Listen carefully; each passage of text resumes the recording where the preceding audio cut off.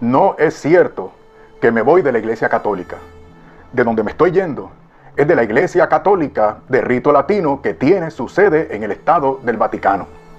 En este video espero darme a entender. Por favor, escuchen mis razones principales al respecto, pero antes permítanme dos aclaraciones. Primera aclaración. Cuando aquí diga Iglesia Católica Romana o expresiones derivadas, no lo hago como desprecio o de forma peyorativa, sino solo para ser más específico, porque el término católico no se limita a la iglesia que tiene su sede principal en Roma, sino también a otras iglesias antiguas que conocemos como orientales, y también más allá, Porque entre otros datos objetivos, sabemos que la nota de catolicidad quedó fijada en los credos apostólico y niceno para referirse a toda la cristiandad y no solo a la iglesia de Roma.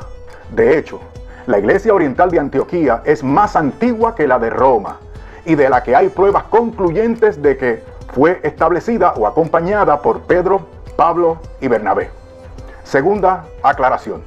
No es cierto que yo haya comenzado un catecumenado para hacerme miembro de alguna iglesia. Lo que he estado haciendo recientemente es visitar diferentes comunidades, mientras rezo, estudio y sigo en discernimiento. Como quiera, creo que el Señor me conduce a la comunidad en la que muchos de ustedes me han visto. Si me decido a ello, en el año 2025 podría comenzar el proceso de catequesis para ser admitido si ellos lo aprueban y me aceptan. A propósito, tengo que aclarar también, se trata de una iglesia en la cual no puedo ejercer pastorado alguno, ya que estoy viejo, honestamente se los digo, estoy viejo para meterme otra vez a un seminario. Y además, no es conveniente para ninguna iglesia ordenar a un advenedizo y neófito que carece de experiencia con la tradición eclesial en cuestión. Así que no fundo ninguna iglesia, ni me voy para otra que me ponga las cosas fáciles o que me convenga personalmente. Bueno, entremos en materia.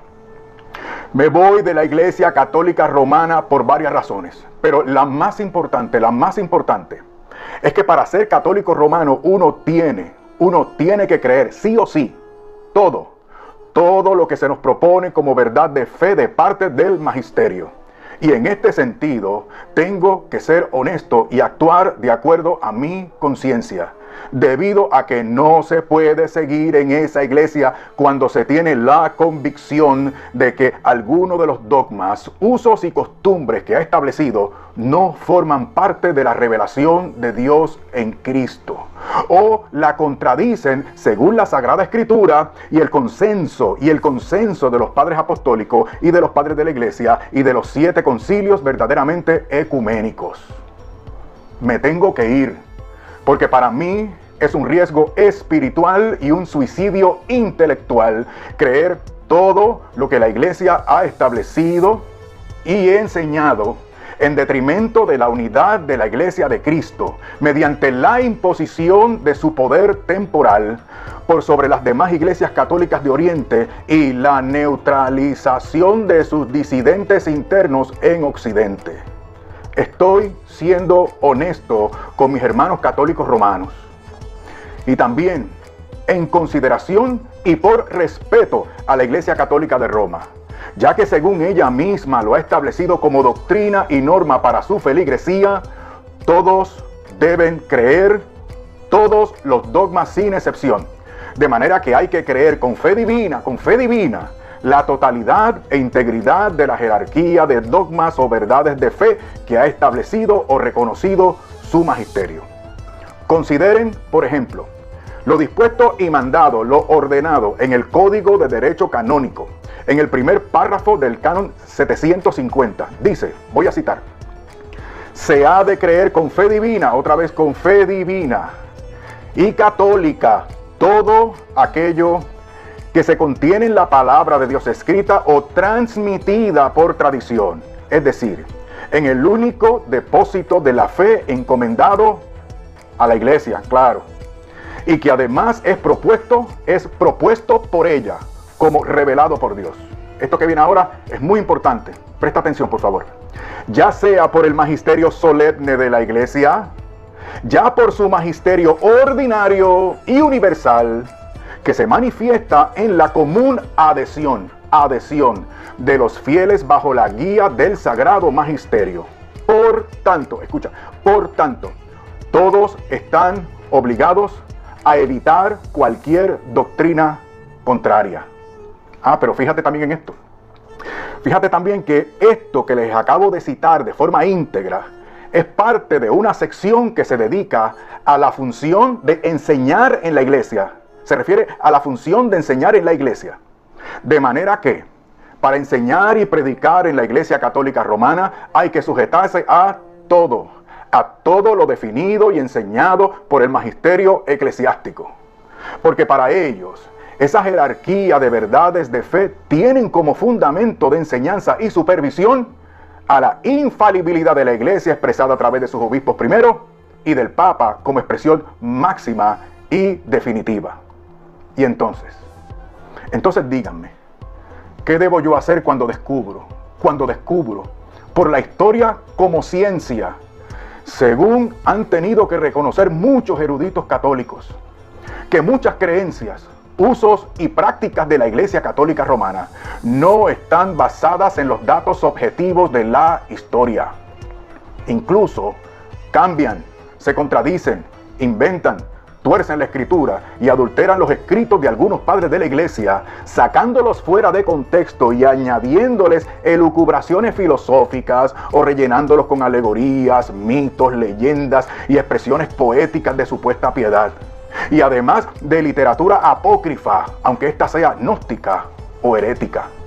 Díganme, ¿qué se puede hacer cuando uno descubre que toda esa manipulación de fuentes tiene como propósito el establecimiento y desarrollo del papado monárquico y jurisdiccional del mandamás, que termina por contradecir el papado de honor o consultoría del que gozaba sanamente el obispo de Roma, según podemos comprobar entre los siglos II al IV?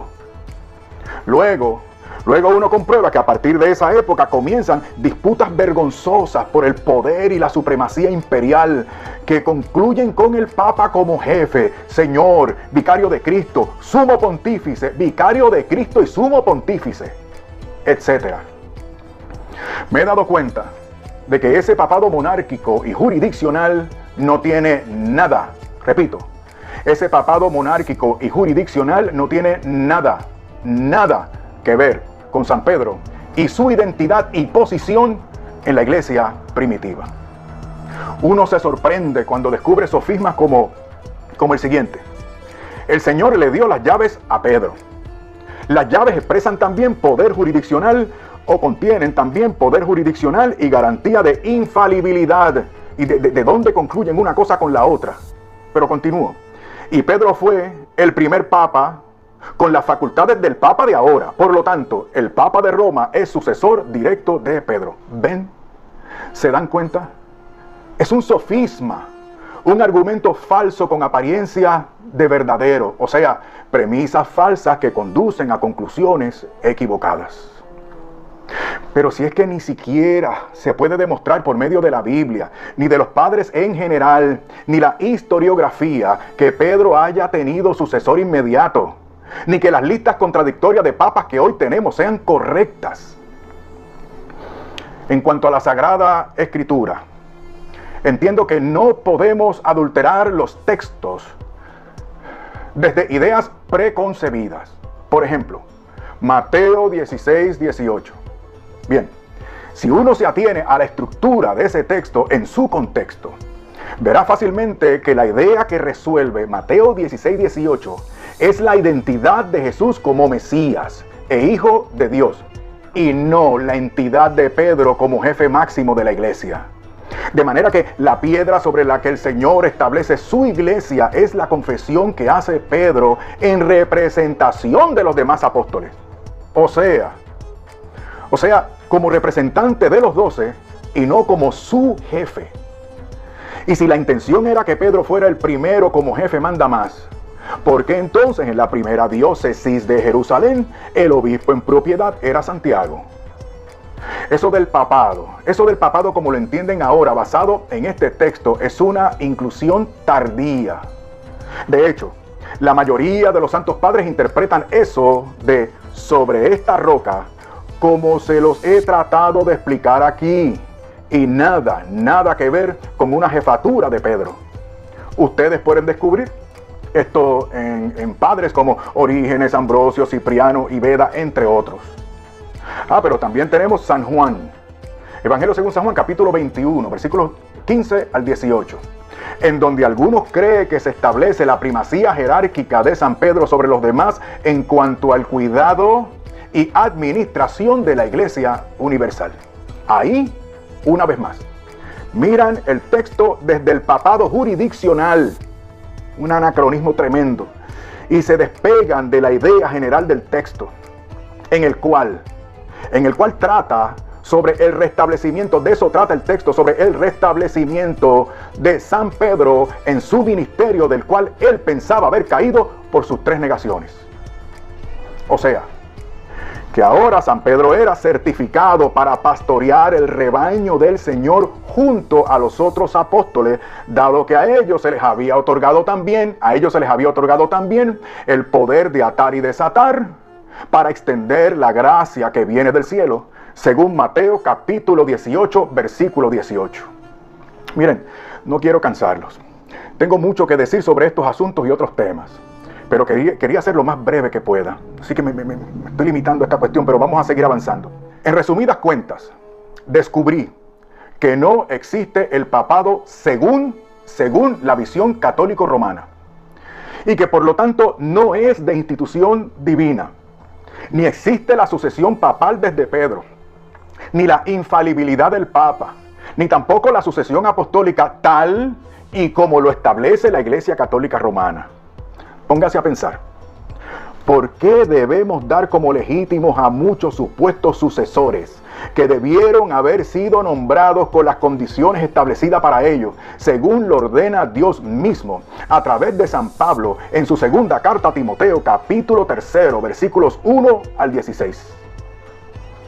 Pero si incluso para nombrar asistentes, o sea, para atender viudas y servir mesas, se debían verificar directa y personalmente sendos requerimientos, como se mira en Hechos capítulo 6, versículo 3. Sin embargo, a esto alguien me podría responder que debido a los retos actuales hay que acomodarse y cambiar las cosas. A lo que yo respondo, basado en eso mismo, ahora tenemos una tolerancia y hasta contubernio con la perversión progre, el wokismo. Porque supuestamente hay que actualizarse y lo revelado por Dios en tal o cual asunto ya no está vigente, porque son otros tiempos, tú sabes. Y basado en ese mismo principio de cambio conveniente y mayor comodidad, le pueden privar la copa de la Eucaristía a los fieles, los fieles son los que siempre terminan privados de su derecho a ser asistidos pastoral y sacramentalmente como lo dispuso el Señor Jesucristo, y tal como se acostumbraba hasta que el Concilio de Constanza cambió la norma establecida por el Señor en la institución de la Eucaristía, y lo hicieron en el siglo XV. Pero si es que ellos mismos reconocen que el sacramento de la Eucaristía se significa mejor y más plenamente mediante la participación con las 2 especies. Miren, hay que reconocer, lo reconozco, que excepciones a la norma divina de comulgar tanto el cuerpo como la sangre del Señor pudiera variarse en ocasiones graves y extremas, pero ¿por qué han convertido en uso y costumbre lo que deben ser poquísimas excepciones puntuales y de radical urgencia? Esta es la respuesta: por comodidad de los clérigos. Y así, una vez más, los pobres fieles perjudicados oprimidos por la primacía y la conveniencia y comodidad de los señores que mandan y disponen según su criterio y no según el precepto divino. Ahora bien, tengo que clarificar que mis razones no son las deficiencias, esto es importante, por favor, escúchame, que mis razones no son las deficiencias pastorales que yo honestamente creo que han sido opresivas, sino que expongo un poco esas deficiencias de índole práctico, porque son las consecuencias del imperio jerárquico inventado por la institución eclesiástica. Y en ese imperio jerárquico es a su vez la consecuencia de haberse apartado del evangelio del reino de Jesucristo. Lo podemos poner también de esta manera, para ver si nos damos cuenta de la secuencia. Primero, se da entre ellos, a través de la historia, un interés profano por la consecución del imperio monárquico de la jerarquía eclesiástica. Luego, entonces, para eso, tienen que desapegarse y manipular la revelación. Y como consecuencia se da el abuso y la opresión a los fieles. Y por eso, lamentablemente, la Iglesia Católica Romana lleva desde Constantino, poco a poco, cargando a la gente con cada vez más requisitos y condiciones para pertenecer a ella e ir al cielo. Como quiera. A todo aquel que adultere la palabra de Dios y abuse de las ovejas de Cristo, se les podría aplicar lo que dijo él, el Señor, a los líderes religiosos que creían ocupar la cátedra de Moisés. En Marcos capítulo 7, dice el Señor: en vano me rinden culto, enseñando como doctrina preceptos de hombres. Dejando el mandamiento de Dios, os aferráis a la tradición de los hombres. Astutamente, concluye el Señor, astutamente violáis el mandamiento de Dios. En consecuencia, la manifestación visible, que algunos llaman subsistencia, la manifestación visible del cuerpo místico de Cristo no puede reducirse o limitarse a ninguna iglesia particular. La catolicidad verdadera de la Iglesia de Cristo se manifiesta de forma visible cuando y donde los creyentes en Cristo se unen para predicar el evangelio correcto y dispensan los sacramentos establecidos por Jesucristo personal y directamente, como consta en el Santo Evangelio. Escúchame, no estoy diciendo, hago la salvedad, no estoy diciendo que sea la Biblia nada más y que no haga falta otras cosas.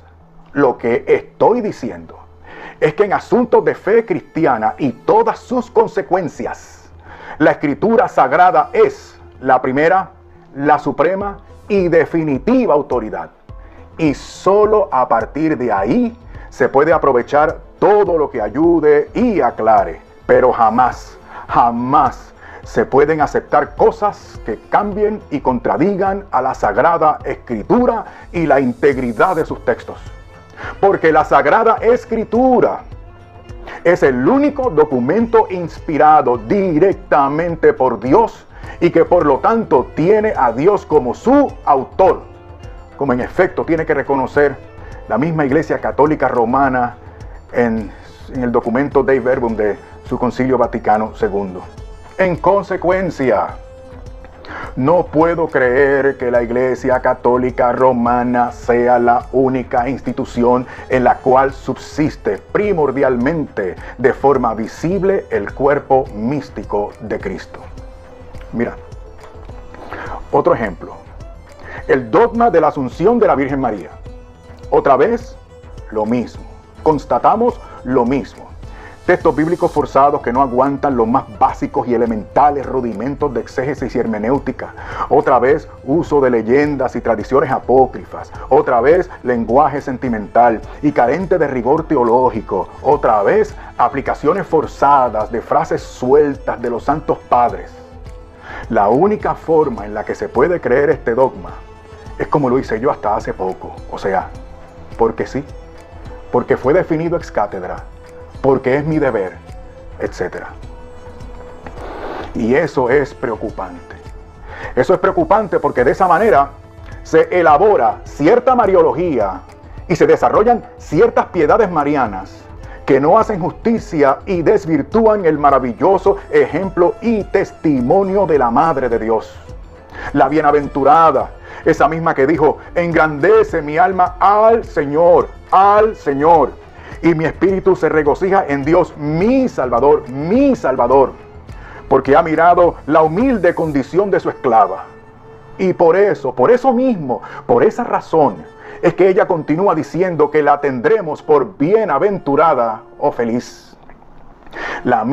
Ella misma, que no pidió nada para ella, ni oraciones, ni santuarios, ni sacrificios, ni títulos rimbombantes, ni dogmas forzados. Ay, cuando toma la palabra solo dice: hagan todo lo que Él les diga. De ella debemos seguir su ejemplo de ser totalmente para Jesucristo.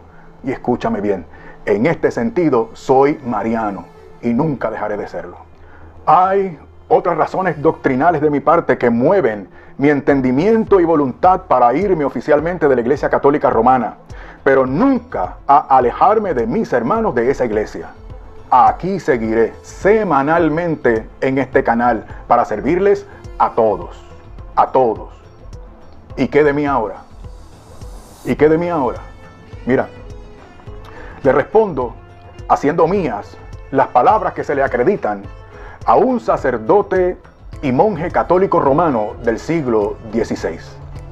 Mi conciencia está cautiva de la palabra de Dios. No puedo ni quiero retractarme, puesto que no es prudente ni recto obrar contra la conciencia. No puedo proceder de otra manera. Aquí estoy. Que Dios me ayude. En el nombre del Padre, y del Hijo, y del Espíritu Santo. Amén.